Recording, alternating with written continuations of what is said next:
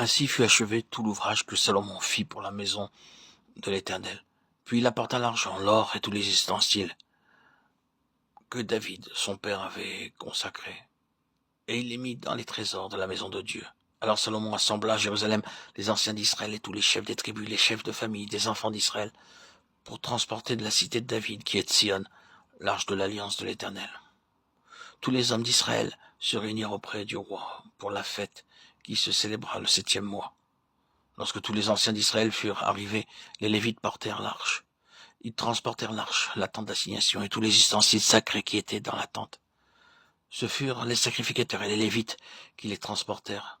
Le roi Salomon et toute l'assemblée d'Israël convoquée auprès de lui se tinrent devant l'arche. Ils sacrifièrent des brebis et des bœufs qui ne purent être ni comptés ni dénombrés à cause de leur multitude. Les sacrificateurs portèrent l'arche de l'alliance de l'Éternel à sa place, dans le sanctuaire de la maison, dans le lieu très saint, sous les ailes des chérubins.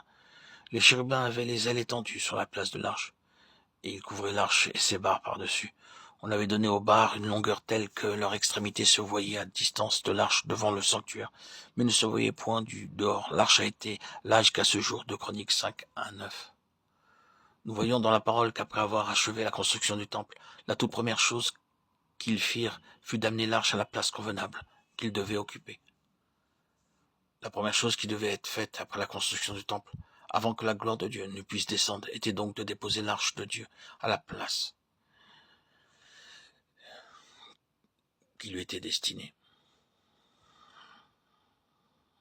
L'arche de l'Alliance est une image type du Seigneur Jésus-Christ, c'est-à-dire une image de son incarnation, et comment il fut crucifié pour être notre sauveur et ressuscité pour devenir notre justification.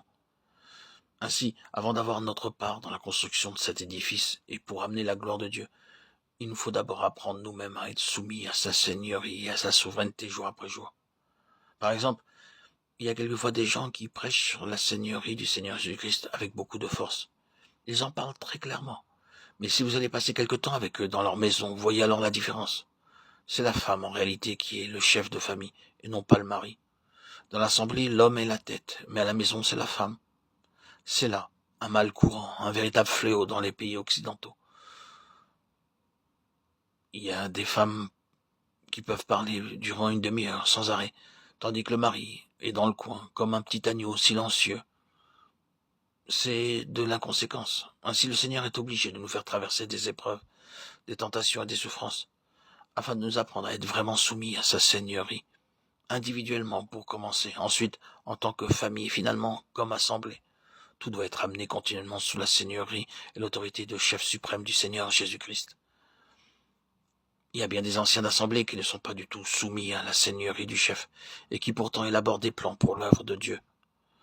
Cependant, en vue du ministère de la semaine entière, il est absolument indispensable que les anciens se réunissent, et qu'ils prient à genoux pour demander le plan de Dieu pour le ministère de chaque jour. Autrement, il n'y aura pour résultat que disputes, querelles, animosité, jalousie, et l'honneur, au lieu d'être donné à Dieu, sera donné aux hommes. C'est pourquoi, après que l'œuvre fut achevée, la première chose qu'ils firent, ce fut d'emmener l'arche à la place qui lui était destinée. Dans beaucoup de cas, le Seigneur Jésus-Christ ne fait que figure de tête, mais il n'est pas vraiment la tête, du moins pas en pratique. En Angleterre, par exemple, la reine est la tête du peuple et du pays, mais en pratique, elle n'a rien à dire du tout. Elle n'a aucune puissance, aucune autorité. Ceux qui gouvernent font tout au nom de la reine, mais la pauvre reine n'est en réalité qu'une poupée ou un jouet. Elle n'a pas de puissance, pas d'autorité. Et dans beaucoup de cas, vous pourrez constater que le Seigneur Jésus-Christ n'est chef et tête suprême qu'en figure, mais pas en réalité.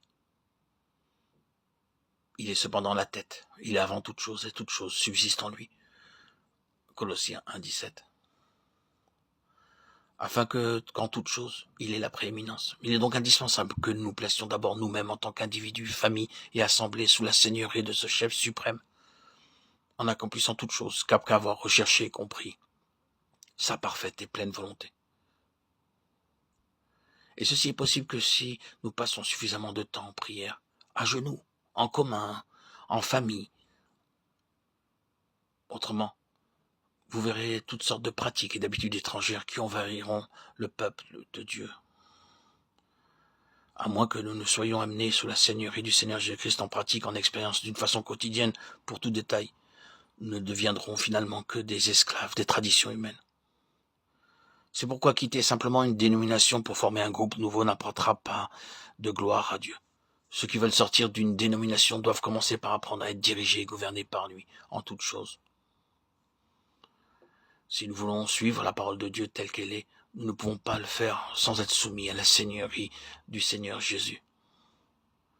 C'est n'est qu'en nous plaçant dans la soumission à sa seigneurie que nous recevons la force, l'intelligence et la sagesse pour le suivre.